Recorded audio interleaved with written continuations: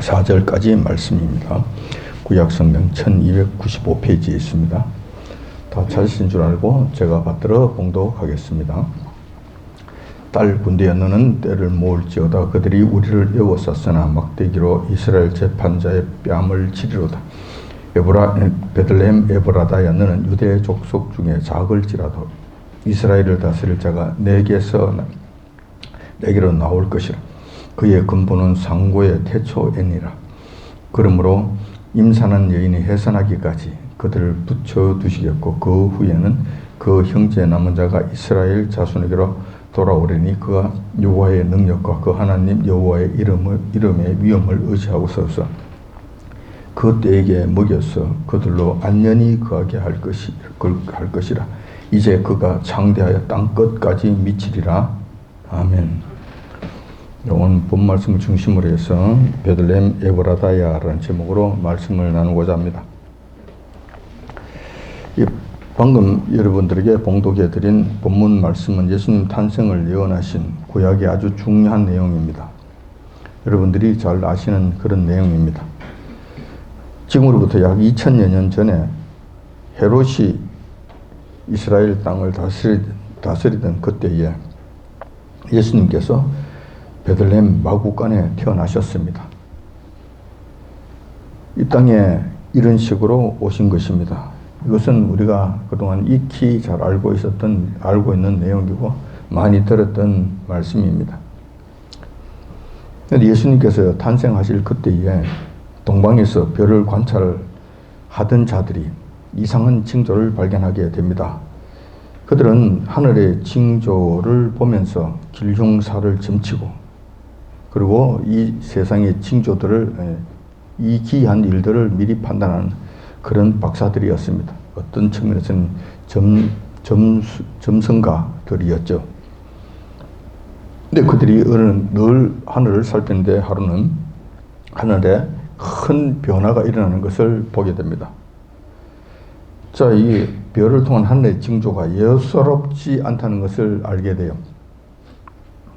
직감적으로 동방 박사들은 이 땅에 큰 임금님이 탄생하셨다는 것을 알아차리게 됩니다. 몇 사람이 되는 것 같은데, 세 사람, 꼭 세 사람인가, 그런 것은 성경에 기록되어 있지 않습니다. 그러나 복수의 동방 박사들이 그것을 보고, 그 징조를 보고, 하늘의 징조를 보고, 이거는 예사롭지 않은 것이고, 큰 임금님이 태어나신 것이 맞다라고, 전부 다 합의를 보게 됩니다.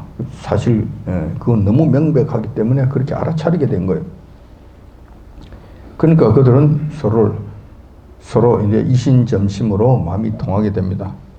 그 분이 지금 별이 나타난 이것을 보니까 저 유대 땅 그 부근인 그쪽인 것 같은데, 그분께 가서 우리가 경배를 드리자. 그리고 유향과 몰약과 금과 같은 이 엄청난 예물을 준비해서 새로 나신 큰 왕을 경배하기 위하여 떠나게 됩니다. 동방 박사들은 새로 나신 왕은 당연히 왕가에서나 왕족에게서 태어나는 것으로 생각했습니다. 왕이 다른 데서 나오겠습니까? 그러니까 왕족, 그런 왕궁에서 태어나실 것으로 그렇게 지레짐작한 거예요. 그건 당연한 것으로 여긴 거예요. 그래서 그들이 그때 당시에 이스라엘을 다스리고 있던 헤롯 왕가가 있는 예루살렘으로 오게 됩니다. 그리고 헤롯 왕에게 나타나서 그렇게 이야기를 합니다. 자초지종을 전부 다 이야기를 하고 큰 임금님이 태어나셨는데 우리가 그분을 경배하러 왔다고. 자, 이렇게 이야기합니다. 근데 경배하려고 하니 어디 있는지 우리께 가르쳐 달라. 그러면 그분께 경배하고 우리가 가겠노라. 자, 그런 거예요. 그리고 헤롯이 그 이야기를 가만 듣고 보니까 이게 기가 막히는 거예요. 난리가 난 거예요. 자, 헤롯 왕의 입장에서는 이런 거예요. 저 유명한 박사들이 저렇게 이야기하는 것은 아무렇게나 지어내서 한 이야기가 아닐 것이다. 이 사람들이 보통 사람들이 아니다. 지금 세계에서 최고 가는 점성가들이고 하늘의 징조를 분명히 본 것이고 봤기 때문에 그 귀한 예물을 가지고 그 먼 길을 마다하지 않고 와서 지금 나라고 하는 이 존재, 이 왕 앞에까지 나와서 이제 이런 이야기들을 한다면은 이것이 그냥 아무렇게나 흘려드릴 수 있는 넌센스로 볼 수 있겠는가? 아니라는 거예요. 사실일 거라는 거예요. 정말 그렇다는 거예요. 그리고 사실상 그 점술가들은 이런 식으로 해서 새로운 왕이 태어나는 것을 늘 알아차리고 알아맞추고 뭐 그렇게 했던 경력들이 있는 거예요. 그래서 이들의 말을 쉽게 흘려 지낼 수 없는 거예요. 그럼 사실이 그렇다면 무슨 문제가 생기는가?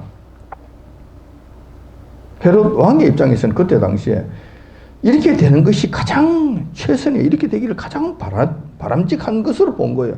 뭐냐 하면은 헤롯이 지금 얼마 전에, 방금 전에 자기 자식을 낳았는데, 자기가 아들을 낳았는데 방금 동방에 박사들이 와서 이 세상을 구원하실 엄청나게 큰 임금님이 나셨다. 그러니 그분께 경배하러 왔노라고 이 큰 예물을 들고 왔다면은 이게 최선이지. 이게 바람직한 것이지. 이게 그렇게, 일이 그렇게 돼야 되는 거야. 자기가 낳은 자식에게. 그렇지. 얘가 지금 세상을 구원할 어마어마한 대왕이 되시는구나. 그러면 그렇지. 여봐라, 저들을 안내해서 풍성하게 해주고 대접을 잘해서 보내도록 하라. 이 난리가 안 나겠습니까? 근데 지금 헤롯에게는 자식이라고는 지금 없었죠. 그때 당시에 자식 없었죠. 낳은 것이 없었죠. 아무것도 없죠. 그런데 큰 왕이 이 땅에 나셨다고 이야기하는 거예요. 그럼 뭔가? 그러면 그 동네에 왕이 나셨다면 자기보다 더 큰 왕이 나셨다는 이야기인데, 그럼 그 왕이 나셔서 자라게 되면은 그분이 정말로 큰 왕이 될 것인데, 큰 임금이 되실 것인데, 그 사람이 큰 왕이 될 것 같으면은 헤롯, 나와 나의 왕족들은 어떻게 되는 것인가? 패족이 되는 것이죠. 전부 다 잡혀 죽거나 노예로 팔려가거나 집안이 전부 다 풍지박산이 되겠죠. 난리가 난 거예요. 그래서 난리가 난 거예요. 그래서 그 소리를 듣고 헤롯이 지금 깊은 시름에 빠지게 됩니다. 그리고 깜짝 놀라게 됩니다. 그러나 겉으로는 태어난 척하고 그 박사님들을 먼 길에서 오셨으니 좀 쉬도록 하라. 그러고 이제 옆으로 보내놓고 난 다음에 그럼 율법 학자들, 성경에 정통한 분들을 이제 부르게 됩니다. 오라 하라, 들리라 하라, 들라 하라. 좀 더 부릅니다. 그 율법 학자들, 성경 학자들, 서기관들, 제사장들, 그런 사람들을 불러서 그들에게 이야기합니다. 자, 이게 이 땅에 위대한 왕이 나신다고 하는데, 어마어마한 큰 분이 나신다고 하는데, 난다면 어디서 나는 것이냐? 어디서 태어난 것이냐? 하고 그들에게 묻습니다. 성경에 그런 말씀이 있느냐? 있다면 어디서 태어나는 것이냐라고 묻습니다. 아마 헤롯은 그렇게 생각했을 거예요. 저 애기잖아. 금방 낳았잖아. 이게 큰 임금이 될 소양을 가지고 태어난 아기라고 그러잖아. 어디서 태어난지 알 것 같으면 그 가르쳐 주고, 그 다음에 동방 박사들이 그렇게 경배 드리고 나면 우리가 뒤따라가서 그걸 없애버리면, 싹을 잘라버리면, 그 다음에 뭐 상관없지. 그러면 우리 가문이 염려하지 아니하고 왕위를 계속 이어가서 천년만년 해먹을 수 있겠지. 이런 얄팍한 생각을 한 거예요. 그래서 그 율법학자들에게 무슨, 그러더니만 그때 율법학자들이 이렇게 대답을 합니다. 그 말씀이 바로 그때 헤롯 왕에게 대답한 그 말씀이 마태복음 1장 5절 6절에 있는 말씀이에요. 마태복음 1장 5절에서 6절의 말씀. 가로되 유대 베들레헴이 오니 이는 선지자로 이렇게 기록된 바, 또 유대 땅 베들레헴아 너는 유대 고을 중에 가장 작지 아니하도다. 내게서 한 다스린 자가 나와서 내 백성 이스라엘의 목자가 되리라 하심이니이다. 그래서 그 베들레헴에서 태어나신다라고 대답을 해 줍니다. 성경에 그렇게 기록되어 있다고 말씀해 주십니다. 이것이 바로 이때 율법학자들이 선지자라고 부른 그 사람이 바로 이 미가 선지자고, 그들이 인용했는 그 말씀의 내용이 바로 조금 전에 제가 여러분들에게 봉독해 드렸던 미가서 5장에 있는 이 말씀이라는 거예요. 이 말씀을 근거로 해서 그렇게 헤롯에게 그 대답을 했던 거예요. 그리고 사실 아기 예수님은 미가 선지자가 예언한 대로 그 당시 베들레헴에서 탄생하셨던 거예요. 베들레헴 마구간에서 구유에서 그렇게 탄생하셨던 것입니다. 그럼 오늘 미가 선지자에 대해서 조금 알아보고자 합니다. 본문 말씀이 마태복음이 아니라 미가 선지자의 말씀이기 때문에 미가 선지자에 대해서, 그리고 그 때에 대해서 한번 그 내용들을 한번 살펴보고자 하는 것입니다. 대체적으로 미가 선지자는 여러분들이 잘 아시는 유명한 선지자 이사야 선지자와 그의 동시대 때에 활동했던 선지자로 알려지고 있습니다. 그 같은 시대 때 같은 선지자로 해서 같은 사명을 감당했던 사람이었습니다. 그때 당시에 남유다의 왕은 히스기야 왕의 아버지였던 아하스 왕 시대인 것으로 우리 대충 보면 됩니다. 물론 그 전후까지 전부 다 활동을 했습니다만은 아마 아하스 왕이 그 대체적인 그들의 그때 당시의 왕으로 우리가 추측이 됩니다. 문제는 미가 선지자 그 시대 때에도 남유다 나라의 상황이 상당히 암울했다는 거예요. 미가 선지자는 북이스라엘이 깊은 죄에 빠져서 여호와 하나님을 떠나 우상 숭배를 하다가 아수르에 의해서 멸망당하는 것을 직접 목격하였습니다. 북이스라엘이 형제 나라잖아요. 그 경계선 바로 위에 사는 우리 형제 나라잖아요. 그 형제 나라가 여호와 하나님을 떠나서 우상 숭배에 빠지고 각종 사회 악을 자행하다가 아수르라는 나라에 의해서 처참하게 멸망당하는 것을 직접 눈으로 본 거예요. 미가 선지자만 본 것이 아니라 유다 백성들이 다 봤고 유다 그때 정치인들, 왕들 전부 다 목격을 한 거예요. 자, 그러면은 그들이 왜 멸망당했는가 하는 것을 교훈을 얻어야 되잖아요. 그것을 깨닫고 그것을 알고 거기에 대한 교훈을 얻어서 우리는 그러지 말아야 되겠다라고 해야 되는 것이 마땅한데, 참 이상한 것은 제가 늘 반복해서 말씀드립니다만은 정말 역사적 교훈은, 분명한 역사적 교훈 한 가지는 사람들이 과거의 역사적 교훈을 통해서 교훈을 절대로 얻지 못한다는 이 사실이 정확한 거예요. 이것이 정말 우리에게 주는 교훈이에요. 과거의 사건을 통해서 절대로 교훈을 얻지 못한다는 것이 우리의 역사적 교훈이에요. 우리에게 주는 역사적 교훈이에요. 이걸 절대로 깨닫지 못하는 거예요. 그래서 남유다도 북이스라엘 그렇게 망한 것을 뻔하게 보면서도 북이스라엘이 행했던 그 악행을 그대로 답습하고 있었던 겁니다. 그래서 우리는 그때 암울한 시대라고 이야기하는 거예요. 미가 선지자 시대 때 남유다의 실상을 보면 이러합니다. 왜 암울한 시대라고 이야기할 수 있는가? 보면 이런 거예요. 두령들과 지리자들의 경우는 이렇습니다. 두령들과 지리자들. 자, 이 사람들은 지금으로 이야기하면 정치인이고 도지사고 군수이고 국회의원들이고 뭐 이런 자들이잖아요. 자, 이게 지도자들이죠. 두령들과 지리자들이잖아요. 이들은 지금 어떤 짓을 하느냐 할 것 같으면 3장 1절에서 3절에 이 말씀이 잘 나와 있습니다. 미가 선지자 미가서 3장 1절에서 3절까지 말씀 보면 이렇게 되어 있습니다. 야곱의 두령들과 이스라엘 족속의 지리자들아, 청컨대 들으라.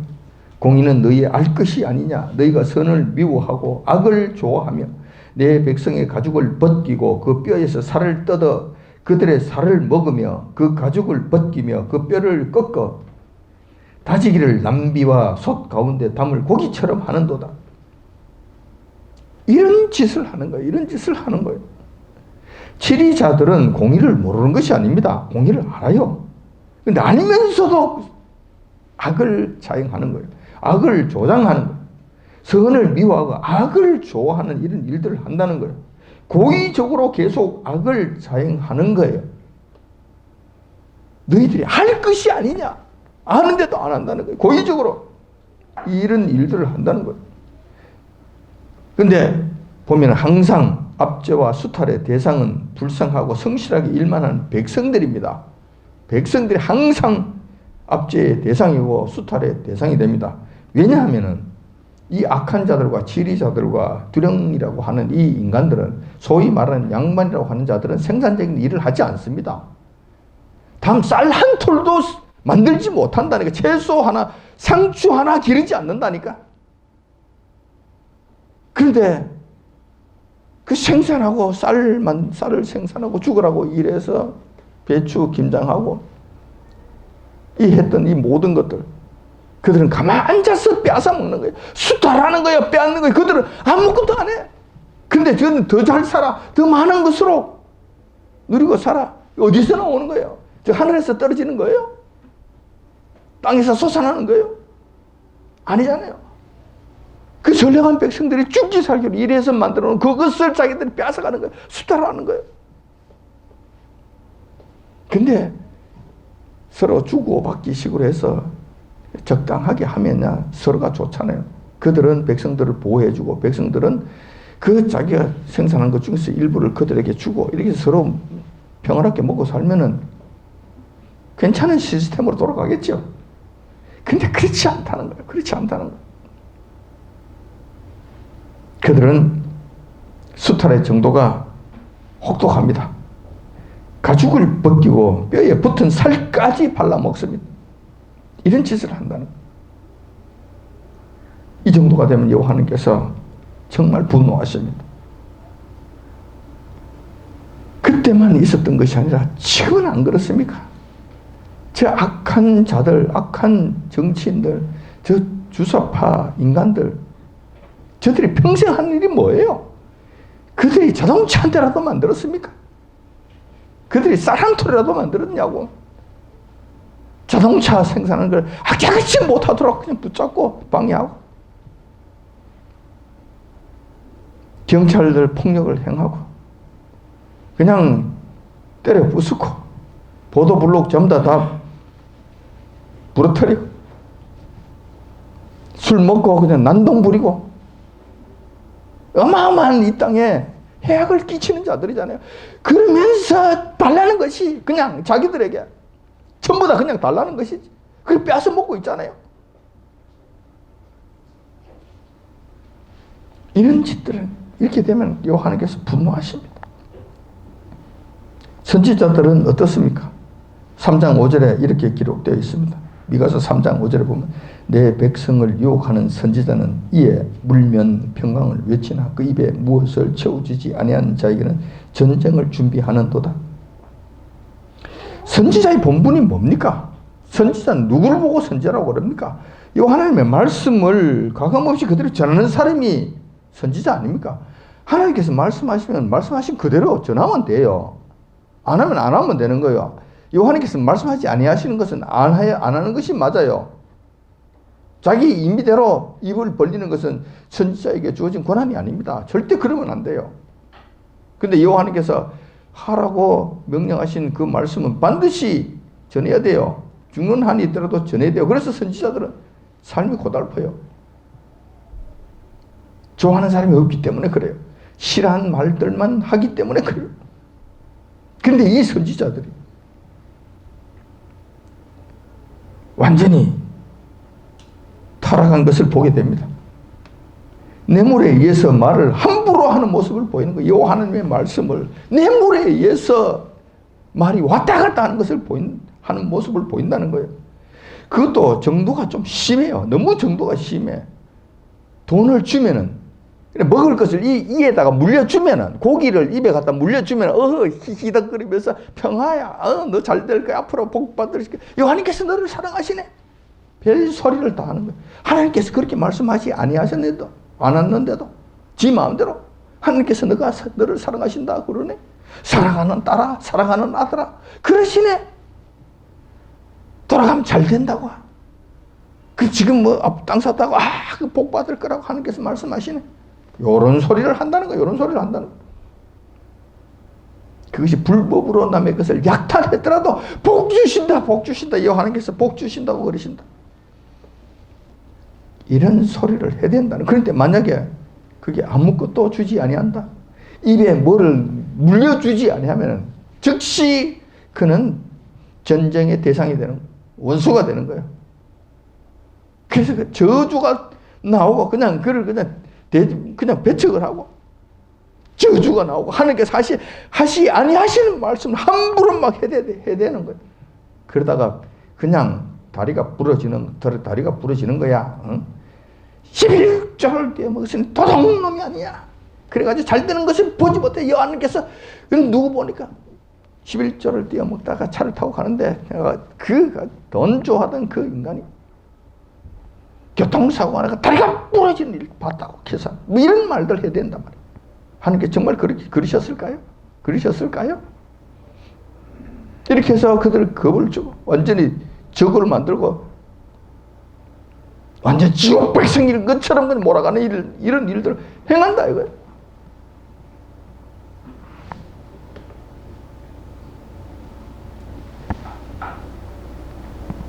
그 선지자는 하나님의 이름을 멸시하는 그런 일들을 함부로 행합니다. 그것이 멸시하는 것인지 아닌지조차도 제대로 알지도 못하면서 막 떠들어대는데 돈 몇 푼에 그 짓을 한다는 거예요. 이 하나님의 이름을 함부로 부르면 큰일 납니다. 망령되 일컫지 말라고 말씀하셨는데 선지자들이 이 계명을 직접 어기고 있는 거예요. 문제는 여호와 하나님의 이름을 팔아서 이 속을 챙기고 여호와 하나님의 이름을 앞세워서 불쌍한 백성들을 갈취합니다. 근데 그 백성들이 지금 어떤 백성들입니까? 지금 지리자들과 두령들에 의해서 뼈가 발리는 그런 고통 속에 있는 자들이잖아요. 지리자들과 두령들에 의해서 살이 그냥 뜯겨나고 가죽이 벗기고 그 뼛속에 있는 살끝이 좀 뜯겨나가는 그런 처참한 지경에 있는 그 백성들을 위로하지 못하고 그것을 또 뺏어먹는, 거기서 또 발라먹는 것. 자, 이건 이러면 안 되잖아요. 정말 이러면 안 되잖아요. 이렇게 되면 여호와 하나님께서 분노하십니다. 정말 이러면 안 되는 거예요. 그때 당시의 상황이 이랬다는 거예요. 제사장들의 경우는 어떻습니까? 3장 11절에 그 말씀이 조금 나오는데 그 두령은 뇌물을 위하여 재판하며 그 제사장은 싹을 위하여 교훈하며 그 선지자는 돈을 위하여 점치면서 오히려 여호와를 의뢰하여 이르기를 여호와께서 우리 중에 계시지 아니하냐 재앙이 우리에게 임하지 아니하리라 하는도다. 전부 다 헛소리들을 하고 있죠. 여호와 하나님의 뜻하고는 상관없는 그냥 자기 입에서 나오는 말을 아무렇게나 막 주절거리고 있는 거예요. 이 중에서 제사장은 싹을 위하여 교훈한다고 기록되어 있습니다. 제사장은 원래 레위 자손으로서 여호와께서 친히 그들의 기업이 되어 주신다고 약속해 주셨어요. 따라서 제사장은 여호와 하나님께로부터 보수를 받아서 살아가야 합니다. 이것이 원칙이에요. 하나님께서 주신다니까. 돌아가는 시스템은 이런 거예요. 여러분들이 여호와 하나님 앞에 예물을 드리잖아요. 예물을 드렸기 때문에 그것은 여호와 하나님의 것입니다. 근데 하나님께서는 이것을 가지고 그 중에 일부를 제사장에 주시면서 목사들에게 주시면서 자 이거 가지고 먹고 살아 이렇게 하시는 거예요. 그러니까 목사들은 여러분들이 목사들을 먹여 살리는 것이 아니라 여호와 하나님께서 그 목사를 먹여 살리시는 거예요. 이게 원칙이. 여러분들은 여호와 하나님께 드렸지 목사에게 줬습니까? 착각하지 마십시오. 착각하지 마시라고. 지금 희한한 일들이 이 땅에서 일어나고 있는 거예요. 여호와 하나님께 드렸으면 그것으로 끝입니다. 하나님과 계산하셔야 돼요. 목사하고 따질 일이 아니에요. 근데 목사들이 지나치면 안 되죠. 여호와 하나님께로부터 보수를 받아서 살면 돼요. 그런데 여호와 하나님께서는 제사장들에게 그들의 욕심에 지나치도록 그렇게 주시는가? 그렇지 않잖아요. 여호와 하나님께서는 제사장들에게 일용할 양식을 주셔요. 그런데 그 일용할 양식이 부족하지 없도록 그냥 주시는 거예요. 그냥 담담하게 그렇게 살면 돼요. 담백하게 그렇게 살면 돼요. 근데 타락한 제사장들은 이제 그렇지 않다는 거예요. 여호와님께서 주시는 그 보수만으로는 부족한 것이지. 그거 가지고는 턱도 없는 거예요. 왜냐하면 세상 사람들은 사치하며 살잖아요. 호사를 누리며 살잖아요. 그거 보니까 좋은 거라. 그러니까 자기도 그거 하고 싶은 거예요. 와, 좋은 차 타고 다니네. 나도 좋은 차 타고 다녀야 되겠네. 좋은 옷 입고 다니네. 나도 좋은 옷 좀 입고 다니네. 아우, 어리번쩍하는 곳에 가서 식사를 하네. 나도 그 좋은 식사 좀 하고 싶네. 이렇게 되는 것이지. 이렇게 되는 거라. 여호와님께서 주신 그대로 살면은 그냥 담백하게 살면 돼요. 뭐 부족함이 없어요. 별 어려움 없을 거예요. 근데 세상 사람들이 추구하는 그것을 하고 싶어 한단 말이에요. 그렇게 하면은 여호와님께서 주신 그 보수만으로 가지고 되느냐 이거예요. 그거 가지고는 부족하잖아요. 안 되잖아요. 그러니 삭슬 요구하는 거예요. 부당한 삭슬 요구하는 거예요. 누구에게? 백성들에게 그 삭슬 요구하는 거예요. 하나님께서 주시는 그 보수로 만족하고 살면 되는데 그것 말고 백성들에게 또 다른 삭슬 요구하는 거예요. 하나님의 말씀을 가르치고 하나님 말씀을 전하는 그런 일에 있어서 돈을 주지 않으면 안 한다는 거예요. 돈 때문에 한다는 거예요. 돈 때문에. 근데 그 백성들이 어떤 백성들입니까? 조금 전에 말씀을 드렸잖아요. 지금 치리자들과 두령들에 의해서 지금 가죽이 벗겨가고 있는 그런 백성들이잖아요. 정말 불쌍한 백성들이잖아. 그들이 또 선지자들에 의해서 또 그 가운데서 또 뼈가 발리는 일들을 또 하고 있잖아요. 그런 정말 고통스럽게 살아가고 있는 정말 힘든 그 백성들 상대로 해서 돈 안 주면 말씀 안 전하겠다.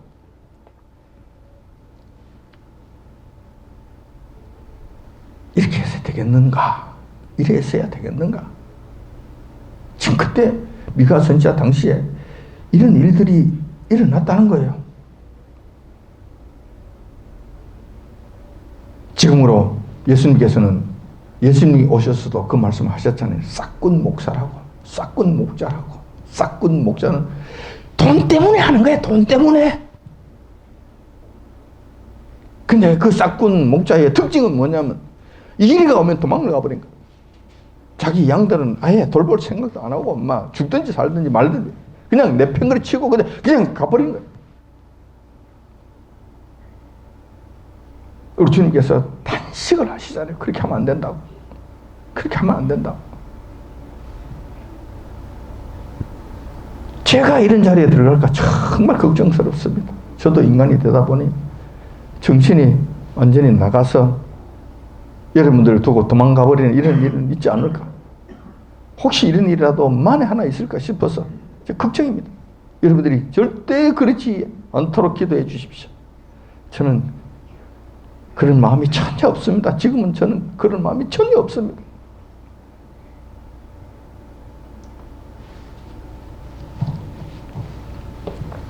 선지자와 제사장들이 이 지경이 되면은 당연히 나타나는 것은 우상 숭배가 됩니다. 그 사회에는 우상 숭배가 만연하게 돼요. 모든 백성들이 여호와 하나님을 섬기는데 환멸을 느끼게 됩니다. 그러니까 새로운 신을 찾아가는 거예요. 가기만 가면 뼈가 발리고 가죽이 벗겨지는데 어찌해서 그 즐겨하며 그곳에 가겠습니까? 여호와 하나님을 찾겠습니까? 그러니까 당연히 다른 길로 가는 거예요. 그래서 다른 신을 찾게 되는 거예요. 그것을 막아야 될 선지자들과 제사장들은 그들을 바르게 지도합니까? 바르게 인도합니까? 죽든지 말든지 돈만 주면 오케이. 나머지는 뭐 그냥 아무 생각이 없는 거예요. 그러니까 통제가 안 되는 상태에서 제 마음대로 영적 상태가 막 혼란스럽게 되는 거예요. 그래서 백성들이 어디로 갑니까? 우상 숭배로 빠지게 되는 거예요. 따라서 그 당시 미가 선지자 시대 때는 백성들 간 우상 숭배를 하는 것은 일종의 사회 풍습이 되어버린 거예요. 이런 시대 상황 속에서 여호와님께서 미가 선지자를 통하여 이 말씀을 주신 거예요. 그 모든 문제들을 근본적으로 해결하시겠다는 그 의지를 보여주신 거예요. 말씀을 통해 저희들에게 약속해 주신 거예요. 근본적으로 해결하실 그 대책의 말씀은 바로 이런 거예요. 오늘 본문에 나온 그 말씀의 내용이죠. 이 땅에 공의로 다스릴 어마어마한 왕을 보내주시겠다는 거예요. 공의로 다스리실 분이에요. 이들처럼 악으로 다스리는 것 아니에요. 거짓으로 다스리는 것이 아니에요. 백성들의 가죽을 베기기 위하여 오시는 그런 분이 아니시라는 거라. 공의로 정말 정직하게 다스리신 그분을 보내주신다는 거예요. 그런데 그분은 보통 그런 왕이 아니라는 거예요. 태생부터 다른 분이시라는 거예요. 세상 임금과는 본질적으로 아주 다른 분이시라는 거예요. 그분의 기원은 아주 옛날 천지가 창조되기 전 태초까지 그슬로 올라가게 됩니다. 즉 그분은 시작이 없으신 영원 전부터 계신 분이시라는 거예요. 그분을 보내주신다는 거예요. 그분이 오셔서 공의로 이 세상을 통치하게 하신다는 거예요. 그러면 그런 모든 더러운 악한 일들은 좀 사라지게 되겠죠. 그러므로 이 땅에 오신 예수님을 우리는 영존하신 하나님이라고 부르는 것입니다. 영원 전부터 해서 시작도 끝도 없으신 영원하신 분이시기 때문에 그분을 예수님을 우리는 영원하신 하나님이라고 영존하신 하나님이라고 부르는 거예요. 이사야 9장 6절에 그 말씀이 잘 기록되어 있습니다. 이는 한 아기가 우리에게 낳고 한 아들을 우리에게 주신 바 되었는데 그 어깨에는 정사를 메었고 그 이름은 기묘자라 모사라 전능하신 하나님이라 영존하시는 아버지라 평강의 왕이라 할 것입니다. 영존하신 아버지, 평강의 왕이라는 거예요. 그분이 평강의 공의로 다스리시고 평강을 주시는 왕이시라는 거예요.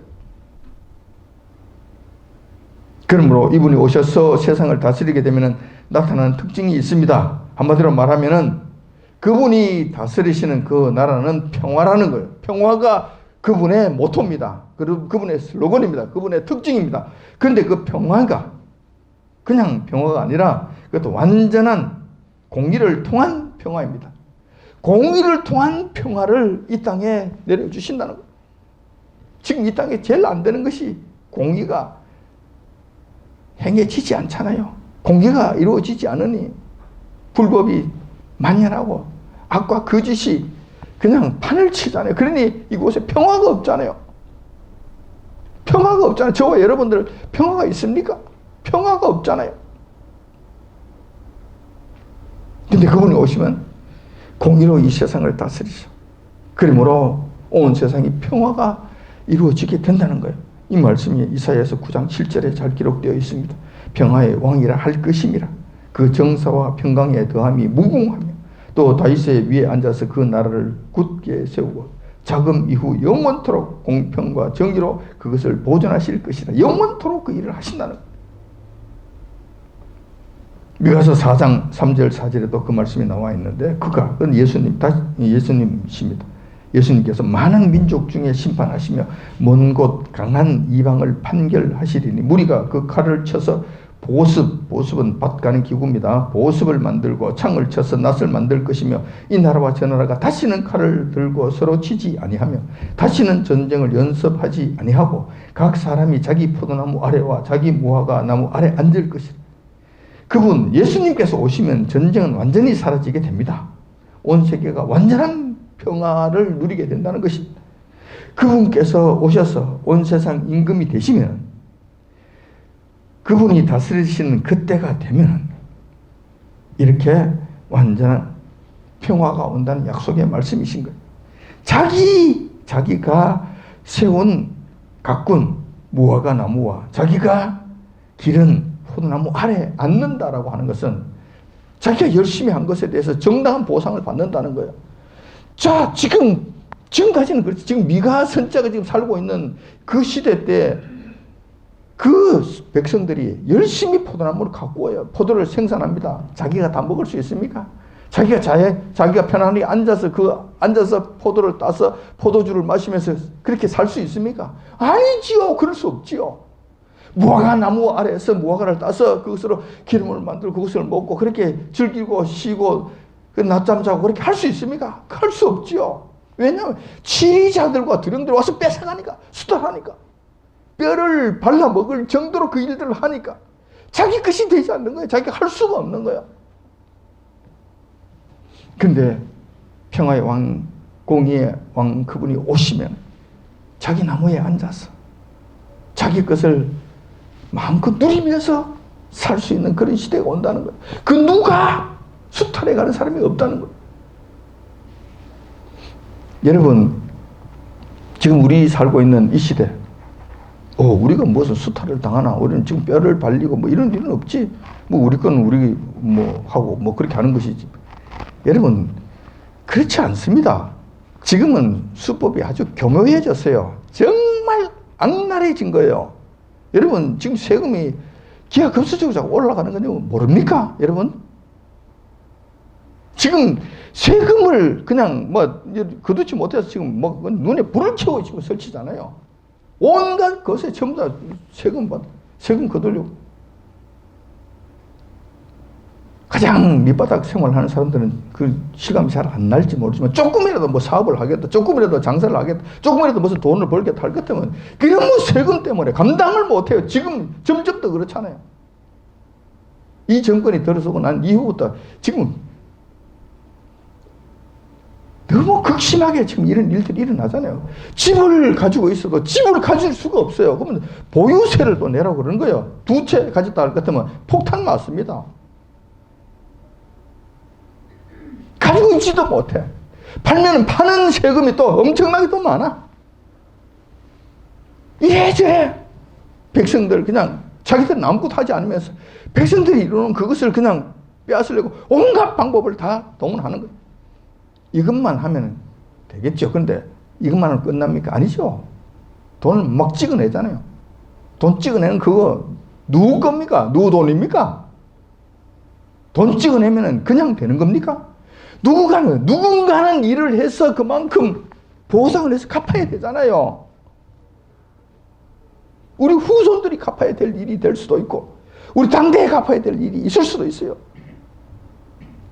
돈을 많이 찍으면 찍어내는 만큼 우리가 가지고 있는 돈은 쪼그라듭니다. 가치가 자꾸 떨어지게 되잖아요. 그건 여러분이 아시는 일이잖아요.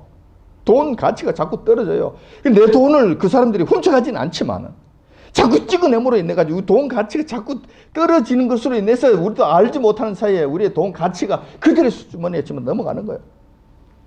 퍼쳐지게 되는 거예요. 이런 식으로 수탈하는 겁니다. 이런 식으로 수탈을 해. 돈 있는 사람들이 무슨 투자를 하고 싶고 뭘 좀 하고 싶어도 할 수가 없다는 거예요. 할 수는 돈만 조금 움직였다 그런 거예요. 전부 다 막 그냥 뺏으려고 덤벼들기 때문에 감당을 못한다는 감당을 못해. 지금 시대가 이런 시대예요. 근데 이럴 때 미가 선지자가 살던 그런 때에 아주 암울하던 시대 상황 속에서 이 말씀이 주어지신 것입니다.